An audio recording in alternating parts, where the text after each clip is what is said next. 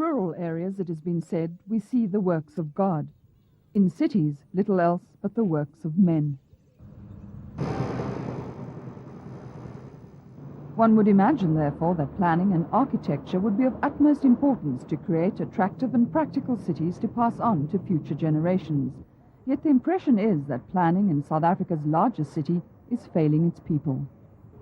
I'm disappointed, very disappointed, in what we're living in today. Up to now, we've not been able, in our planning, to develop cities that can accommodate the needs of the poor.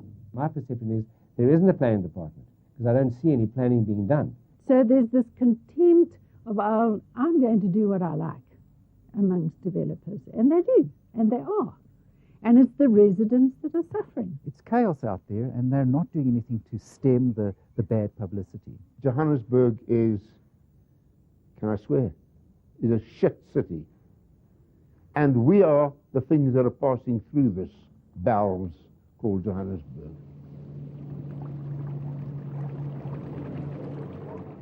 A weekday morning in Roodepoort, and raw sewage pours from a drain.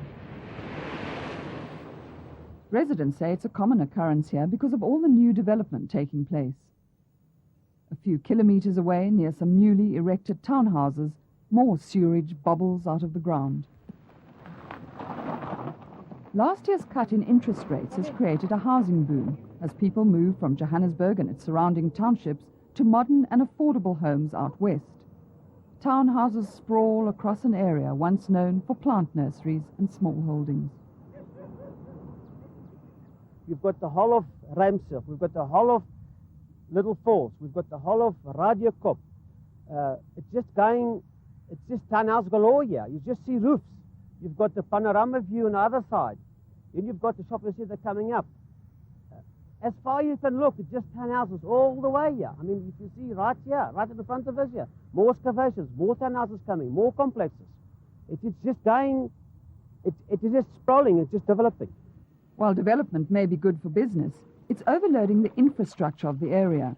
Apart from sewage systems that need to be upgraded, power is a problem too. Supermarkets like this one often have to resort to emergency generators. And yet another mega shopping centre is going up, despite strenuous objections from residents. We have made big submissions. We have presented 5,000 signatures. But unfortunately, local government decided, no, they have to go ahead. People want to move into the west. We're grateful for that.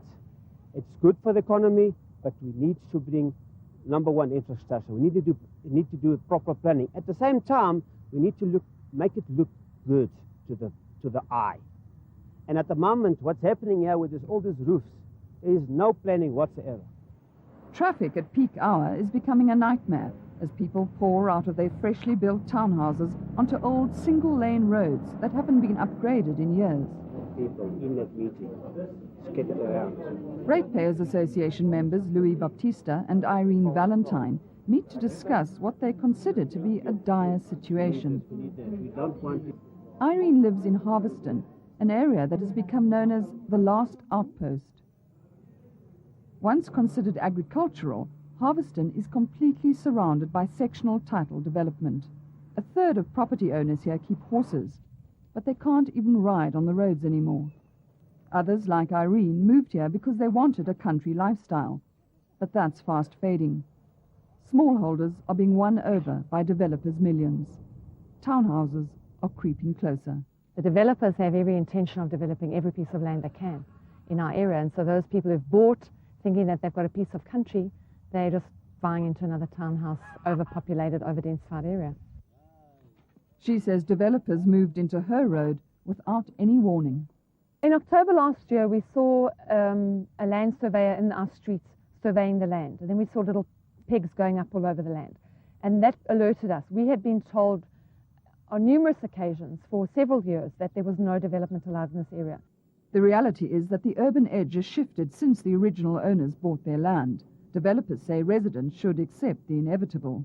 I think the city crept upon them quicker than they thought, and also I think it can also be attributed to this urban boundary that has moved in. Areas that have never been looked at for development are now much in demand. And they can actually be very grateful because one of the developers actually proposed to put in streetlights for the area, although the people do not want streetlights. They want to keep it agricultural. Residents aren't grateful, and they say the council should be using their rates to upgrade sewerage, power and roads. Council say they don't have the funds, so they're not doing that. Developers still have to pay bulk services levy, which doesn't necessarily get reinvested into your area. The problem is that the money hasn't been allocated or spent in the area. It's going elsewhere, which we don't even know where. Marion and Michael Blino moved to the slopes of the Roodekrans Ridge in the late 60s. They've watched the city creep closer and sometimes jump across the urban boundary. When they arrived here, their neighbours were peach and tulip farmers. Now they are luxury clusters and townhouses with exotic names. You can't stop urbanisation, you can't stop development, but you have to guide it. What is happening is land usage is being thrown into chaos. If you don't decide we need so much land within a reasonable planning period, then what you do is you open the whole countryside to urban sprawl, which is very, very bad for the land because the smallholder doesn't know what to do with it and he neglects it. And it's very bad for the cities. If you allow market forces to dictate everything, you get an urban jungle. And that's exactly what's happening.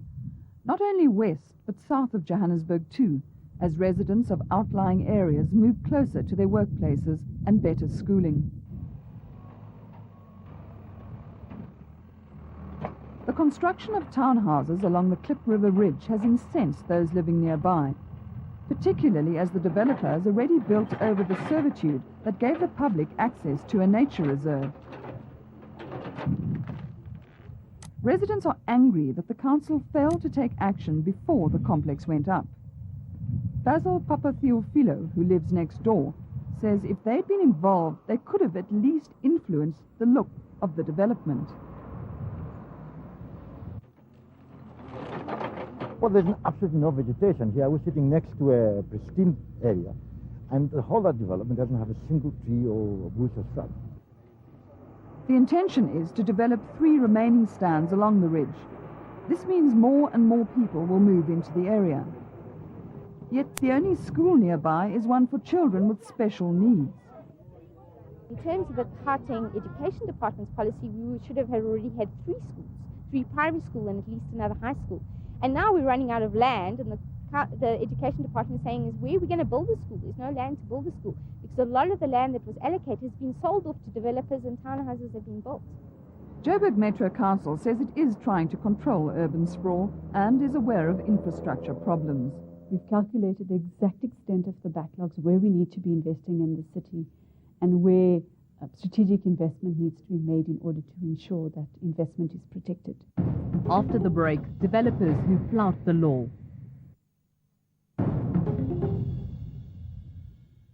Office space is not there for some beautification of the city.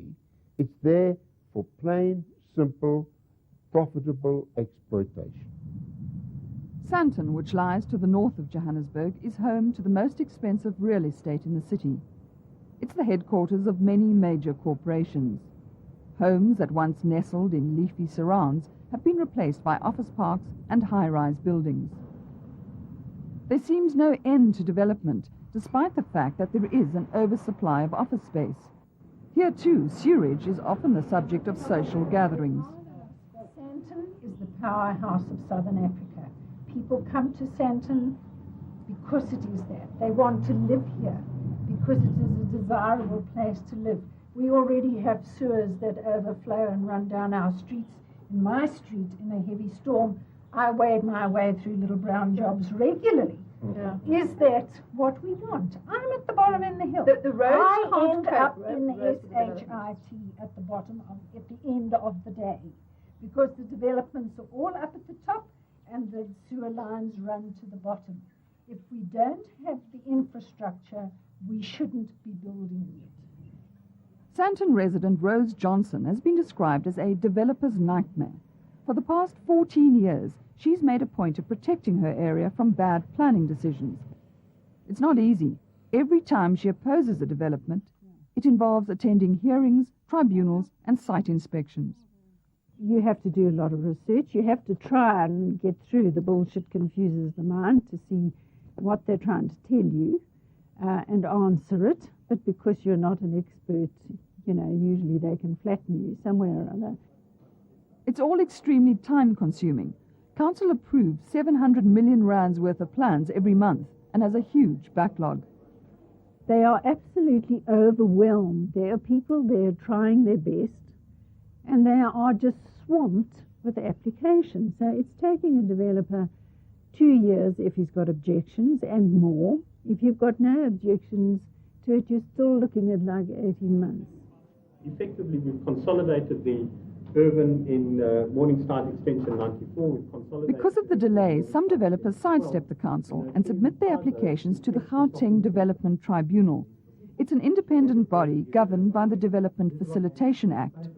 The DFA's original intention was to fast-track low-cost housing in rural areas. But increasingly, its tribunals are making decisions affecting Johannesburg's urban space. It's a more expensive route, but much quicker. That I appear on behalf of about 61 objectors. In fact, we're getting more and more work in Gauteng, firstly because of the breakdown in the institutions in local government, and secondly because of the speed at which the tribunal is able to make very definitive decisions which have got to be taken within 6 months from the day an application was lodged. Once the DFA has approved an application, it's up to council to pass and police the site development plan. The problem is that in Gauteng, the DFA tribunal and the council don't see eye to eye. Council believes the DFA shouldn't operate in areas where there are town planning schemes in place. So from a policy perspective, it doesn't always use the same kind of norms and standards that the city is using. And that's where a lot of inconsistency starts to happen. You get an application that's approved. And one of the examples that we've discussed is the one in Gallo Manor, for example. Gallo Manor is a low-rise residential suburb of Santen. Yet a developer was given the go-ahead by the DFA tribunal to build flats. Ironically, the town planner for the developer is a tribunal member. No site development plan was submitted to council. Construction just went ahead. After objections from neighbours, council issued a stop work order, which was ignored. We have a building that has 20 windows facing us, looking directly into us. It's a 3-story building. It faces every part of my living quarters, my entertainment area, my swimming pool. We have no privacy left whatsoever. We have lived in that home for 22 years. I don't want to move anywhere. I don't want to go anywhere. I like my house. I don't like what's in front of it. And of course the whole thing's being built illegally. And Let's it's being not forget built that. illegally. We've been informed that there are no building plans passed, and yet the buildings Or a site development plan. are erected. They are almost ready for occupation. Council applied to the High Court for a demolition order, but made a mistake on the court papers and has had to redo the process. The developer, meantime, is working round the clock, confident that he won't be ordered to demolish a roof-high structure. So you've got this culture amongst developers of, to hell with town planning, I'm going to do my thing. So they just build without plans being passed. And there are buildings going up without this site development plan, which you should have passed before you lay a single brick. Brian Kirschman is Chief Executive of SAPOA, the South African Property Owners Association, which represents many developers. He says they often don't submit plans because financially they can't afford to wait for council. Often these plans are taking so long to be passed or rejected, or just to have an answer, that developers say, well, I can't hang on any longer. They've developed next door, so I'm taking that as a precedent that I can now develop on this particular land because I'm developing the same kind of property. I'm therefore going to go ahead and do it. This is backed up by frustrated town planners employed by developers. I think that because of this perception that you can get away with it, because the council will take a long time to catch you, there is a view out there that, oh, the council, no, we don't have to consider them, we just get out there and do our thing. I think at the town council, they have a big shortage of personnel, and it makes it very difficult for them to to handle the amount of applications coming in. It's just a very big organization, and it's a cumbersome organization, and it's involved in politics. And the minute you get parties and party politics, you're heading for a disaster. Council says it is making progress with a backlog caused by the amalgamation of local government. Slowness is also due to processes that have to take place. The conflict that is inherent in the development process will always manifest, and we have to manage that, and then it leads to long delays. Hearing is going to commence at 10:30 today. The venue is Committee Room C. Each time there's an objection to a developer's application, councillors from the various political parties, who know little about town planning, have to go on a site inspection of the disputed property and then make a decision. Objectors complain that councillors are often disinterested and make decisions too hastily. How can you apply your mind to what has been said for perhaps over hours in a matter of 15, 20 minutes to come up with a decision that's going to actually be something you're going to look at for 20, 30, 40 years? Take these business premises being erected in a residential neighbourhood. Council originally rejected the application, but the developer appealed to another body, the Townships Board, which ruled in his favour. But he began building before his plans were passed. Council ordered him to stop, after which he submitted his site development plan. The matter was then referred to the Council's tribunal for a final decision. The developer was instructed to lower the level and move the windows. He hasn't done this, but the plans have now been approved, and residents of this peaceful community are enraged. I think the council basically just really let us down in a big way as well. And the site inspection that we had was really a joke. And you would have thought on that walkabout that we did on site is that the council was really more in favour of the developer and actually taking care of the residents' needs. It's an office block.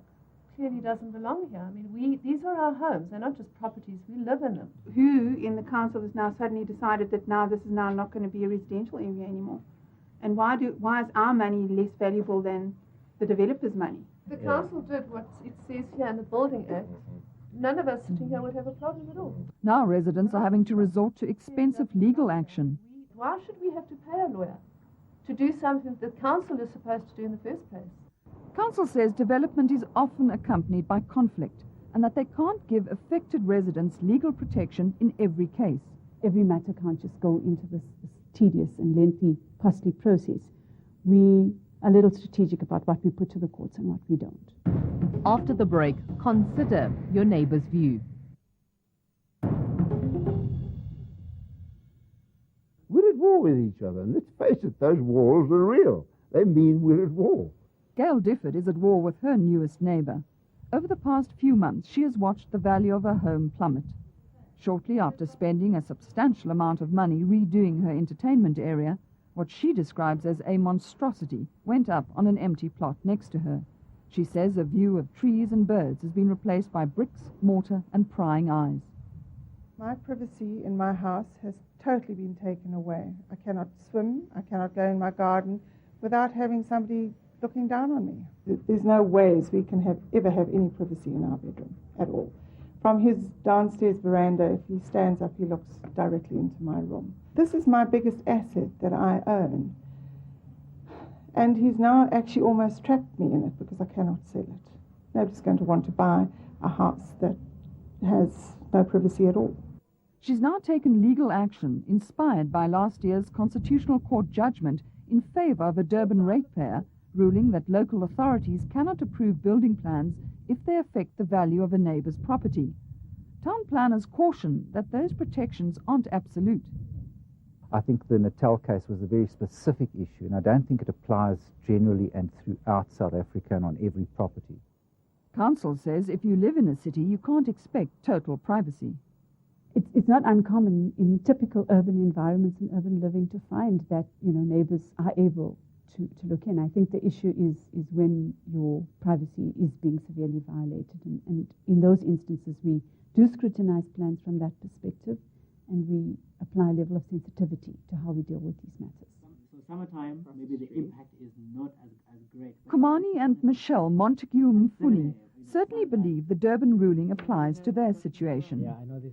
A developer wants to erect a 20-story luxury apartment block on a plot directly in front of their home. In the evening, I stand by my patio. I can see beautiful. I can see beautiful area of Joburg. It's green. There's a golf course across there that I play at regularly. I don't want to lose that view. That if this building comes up, that view is gone. Because it's right in front of our house. We have shadow implications. We have so many implications. I mean, traffic.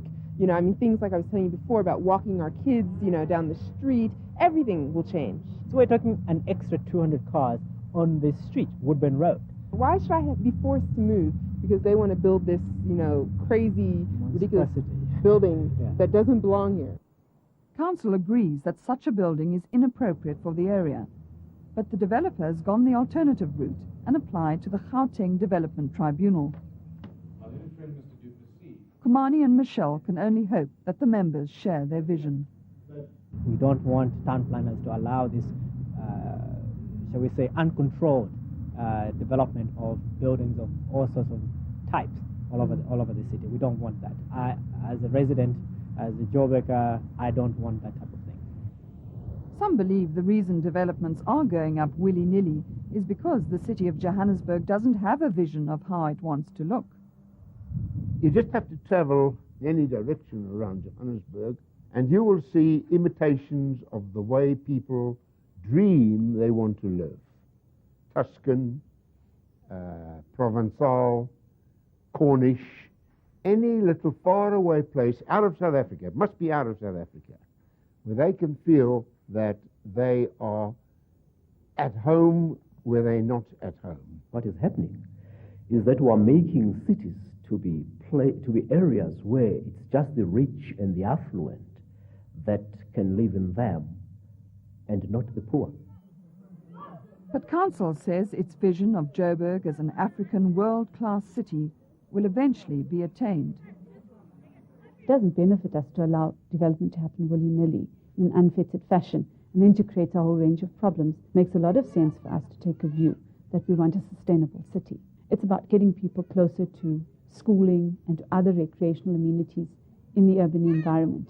I'm personally confident that we've got a handle on the situation, and we increasingly have a forward direction in terms of ensuring that we're doing the right thing in the right place. They'll tell us that it's fine.